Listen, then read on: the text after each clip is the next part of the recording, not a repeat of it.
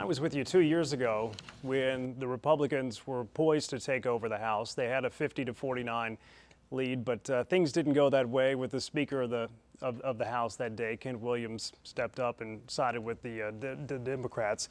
Let me give you some numbers real quick. This is how it's trending. The GOP is poised to take 65 seats in the Tennessee House, and the Democrats would have 33 seats. That is a huge, huge victory. And the legislature here was Democratic forever and ever and ever. And just in the last 4 years, all of this has happened. And now it is overwhelming. You look at what happened in Tennessee tonight, it's a much bigger tsunami in Tennessee than it was for the Republicans in Congress tonight.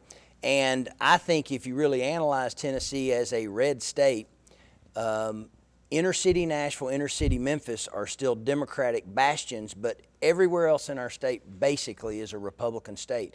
Even in rural West Tennessee, where Stephen Fincher won that congressional seat that had never been held by a Republican all the way back to Reconstruction, these new numbers in the state House just give us rock solid majority. So we have a Republican governor, 2 Republican U.S. senators, 7 out of 9 U.S. House members, overwhelming majorities in the state Senate, in the state House. Governor Haslam is going to take office and be able to move an agenda, not have to worry whatsoever about having the votes to move the agenda. The question is just how are we going to do it? We've got local people like Gerald McCormick, who it looks like are rising to a top leadership position in the House, in the state House. Bodes very well for us. I think our local delegation is about as strong as it's been in a long time, which is really good because we've got all this momentum here in Southeast Tennessee. I'm really proud of Gerald, to be honest with you, tonight. These numbers are incredible. You know, you don't have to worry about Republicans electing a speaker this time because you could lose a whole lot of votes and still elect a Republican speaker. No more squeakers. But this is a major realignment. And I think where you really saw, we talked about Georgia tonight, and Jim Marshall, who's the second most conservative Democrat in Congress, lost in Georgia tonight.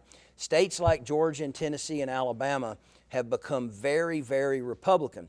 I think they're very, very conservative is what it is. And so they didn't embrace this agenda out of Washington. It bled all the way down in states like Tennessee. And then, frankly, we've had a lot of momentum in our state towards Republican candidates. This number you just talked about, I met all these candidates when I ran for governor, traveled all 95 counties. I think it was the best field of candidates at the state house level that our party has ever had. You raise good, you recruit good candidates, and you stand on a solid platform, a simple platform like Ronald Reagan did, you're going to win a lot of elections, especially in a state like Tennessee. Tennesseans just innately are conservative people. They don't spend money they don't have. They live within their means. A lot of them go to church on Sunday, believe in a biblical worldview.